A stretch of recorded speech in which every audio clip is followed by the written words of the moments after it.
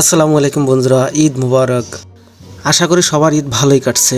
ঈদের দ্বিতীয় দিন ঠিক করলাম ঘরে বসে থাকবো না, হুট করেই বেরিয়ে পড়লাম মেট্রো রেলে চড়ে আগারগাঁও বাংলাদেশ বিমান বাহিনী জাদুঘরের পথে। মেট্রো স্টেশনে ঢুকেই চোখ কপালে উপচে পড়া ভিড়, এমনটা আগে কখনো দেখি। বিশাল এক লম্বা লাইনে দাঁড়িয়ে এক যুদ্ধের পর হাতে পেলাম টিকিট, চলে গেলাম স্টেশন। ঈদের ছুটি, তাই ট্রেন আসতে দেরি, এখন ট্রেন আসার অপেক্ষা। অতপর ট্রেন চলেই আসলো। ভাই রে ভাই, এ আমি কোথায় এসে পড়ছি! ট্রেনে জায়গা পাওয়া মানে সৌভাগ্যের ব্যাপার। বিশ্বাস করেন রাসেল ভাই, মানুষের চাপাচাপিতে নিজেকে চিনতে পারা কষ্টকর। অতপর পৌঁছে গেলাম আগারগাঁও স্টেশনে। স্টেশনের পাশেই হলো বাংলাদেশ বিমান বাহিনী জাদুঘর। অবশ্যই এখানে ঢুকতে গেলে এন্ট্রি ফি দিয়ে ঢুকতে হয়। 50 টাকা এন্ট্রি ফি দিয়ে ভিতরে প্রবেশ করলাম। জাদুঘরে পা রাখতেই সামনে বিশাল বড় বড় যুদ্ধ বিমান আর হেলিকপ্টার। মনে হচ্ছিল যেন অ্যাকশন মুভির সেটে ঢুকে পড়েছি। চলুন দেখে আসি দুই একটা ঝলক। প্রথমেই আমার চোখ চলে যায় বিয়ার গেমের পাশেই থাকা সুন্দরী আপুর কাছ থেকে আইসক্রিম নিয়ে খেতে খেতে চলে যায় বিয়ার গেম জোনে। গেম জোনটা দেখতে কিন্তু অসাধারণ। 100 টাকা দিয়ে টিকিট কেটে ভিতর প্রবেশ করি। ভিতর প্রবেশ করে জানতে পারি তারা এখনো সবকিছু শুরু করেনি, উদ্বোধনী উপলক্ষে জাস্ট কয়েকটা গেম শুরু করছে। এখন আমার পালা, আমি সময় পেয়েছি, শুরু করেছি। জানি না কি করতেছি। চোখে বিয়ার পড়ার পর মনে হলো অন্য গ্রহে চলে গেছি। শুরুতে ভালো না লাগলেও পরে খুবই ভালো লাগছে। কর্তৃপক্ষের দাবি বিয়ার গেমের সবকিছু চলে আসবে 2025 সালের মধ্যেই। বিয়ার গেম থেকে বের হয়ে আমি চলে যাই টিকিট কাউন্টারে টিকিট কাটার জন্য। টিকিট কেটে প্রথমেই আমি চলে যাই সেই কাঙ্ক্ষিত, আমার সবচেয়ে পছন্দের ও হাইপারিক ডেঞ্জার বক্সে। তো চলুন এনজয় করা যাক। তো আমি একদম ফার্স্টে সিট পাই, কারণ আমার যেতে দেরি হয়। 100% সেফটি মেনটেন করে স্টার্ট দিয়ে দিল।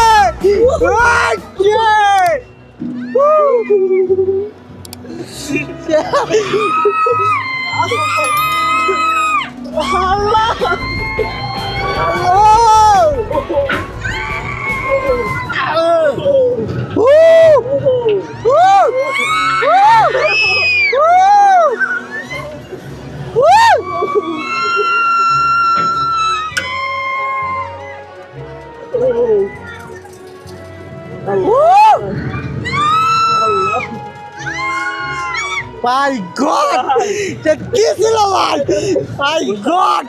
ভাই ভাই দুইবার দিছি, এটা তো একবার দেওয়া জানি আমি। আমিও ভাই ভাই রে ভাই, এটা দারুণ ছিল, দারুণ, আসলে একটা দারুণ অ্যাডভেঞ্চার মানেই অ্যাডভেঞ্চার। এই না হলে কি ঈদের ছুটি! সেই ছিল। এখান থেকে বের হয়ে চলে যায় সুইং চেয়ার। সেখানে অন্যরকম আরেকটা এক্সপিরিয়েন্স। প্রায় 1 ঘন্টা লাইনে দাঁড়িয়ে থাকার পর এই সুইং চেয়ারে উঠতে পারি।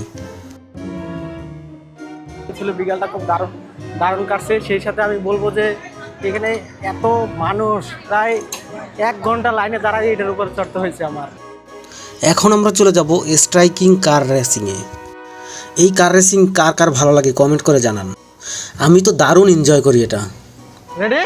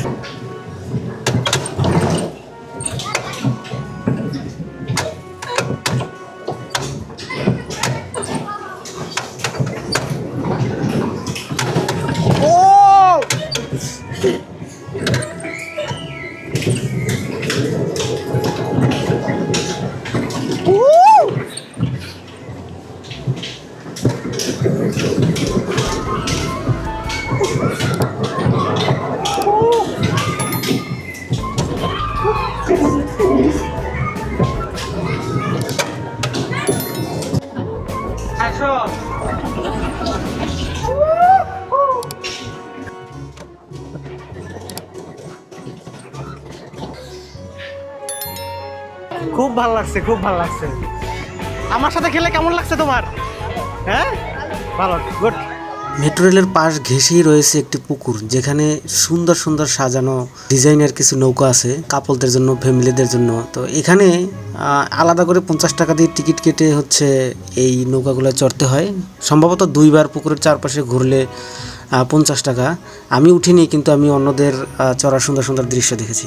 আর এই পুকুরের চারপাশে রয়েছে একটি ট্রেন লাইন, যেখানে সুন্দর একটি ট্রেন চলাচল করে। আপনারা দেখতেই পাচ্ছেন, ট্রেনটি অনেক সুন্দর। সবাই খুব আনন্দময়ভাবে উপভোগ করতেছে। এখানে একটি ভূতের গলিও আছে, যেটার ভিতরে আমি যাইনি, বাট ভিতরে হয়তো অনেক সুন্দর বাট ভয়ানক। Break dance. এখন যেটা দেখতে পাচ্ছেন এটা হচ্ছে ব্রেক ড্যান্স। এটা আসলে কেমন কি আমি উঠিনি, আপনাদের পছন্দ হলে আপনারা উঠতে পারেন। আজকের মতো ঘোরাফেরা এখানেই শেষ করে আবার চলে গেলাম মেট্রো স্টেশনে, আর সেখান থেকে ট্রেন ধরে চলে আসলাম মিরপুর 12। মিরপুর 12তে এসে গরমে হাঁসফাঁস করে ঢুকে পড়লাম জুসি প্লাজায়। এক গ্লাস ঠান্ডা লাচ্ছি যেন প্রাণটা জুড়িয়ে দিল। থ্যাংক ইউ সো মাচ পুরো সময়টা আমার সাথে থাকার জন্য। ভিডিও ভালো লাগলে অবশ্যই লাইক, কমেন্ট, শেয়ার করবেন, আর কমেন্ট আপনার মতামত জানাবেন।